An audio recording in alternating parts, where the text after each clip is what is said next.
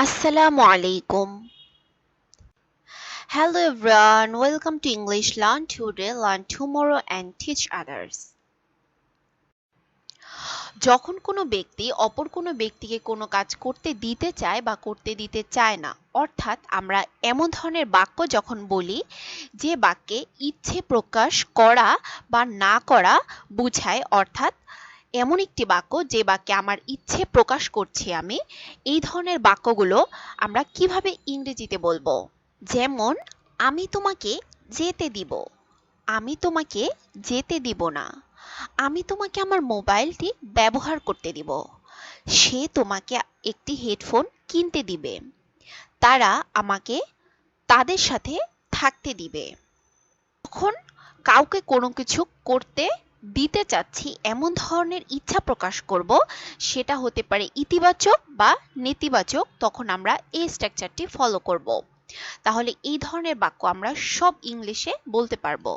স্ট্রাকচারটি হলো subject, will late, তারপরে বাক্যের ব্যক্তি অনুযায়ী পার্সনটি বসবে, তারপরে ভার্বের ফার্স্ট ফর্ম।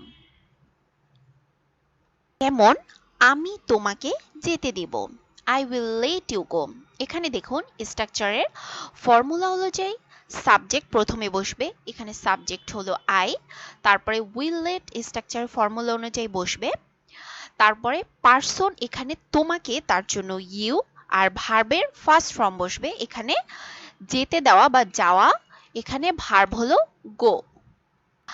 আমি তোমাকে যেতে দিব না, যখন আমরা বাক্যটি না বোধক বাক্যে বলবো, মানে করতে দিব না, যেতে দিব না, এইভাবে যখন বলবো তখন সেম স্ট্রাকচারে হবে, শুধু নট যোগ হবে।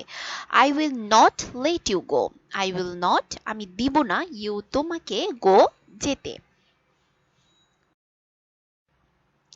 আমি তোমাকে আমার মোবাইল ব্যবহার করতে দিব, I will let you use my mobile.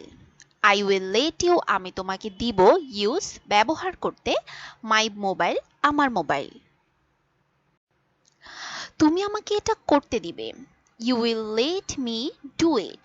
You will তুমি দিবে, মি আমাকে, ডু ইট এটা করতে। তুমি আমাকে এটা করতে দিবে না, you will not let me do it. সে তোমাকে একটি হেডফোন কিনতে দিবে, he will let you buy a headphone. He will let সে করতে দেবে, ইউ তোমাকে, বাই কিনতে বা ক্রয় করতে, এ হেডফোন একটি হেডফোন। তারা আমাকে তাদের সাথে থাকতে দিবে। এই বাক্যটার পজিটিভ এবং নেগেটিভ ফর্ম করে অবশ্যই কমেন্ট সেকশনে জানাবেন। আর হ্যাঁ, এই ধরনের আরও স্পোকেন ইংলিশের জন্য এরকম ভিডিও পেতে অবশ্যই আমার চ্যানেলটি সাবস্ক্রাইব করে চ্যানেলের পাশে থাকুন। আল্লাহ হাফেজ, আসসালামু আলাইকুম।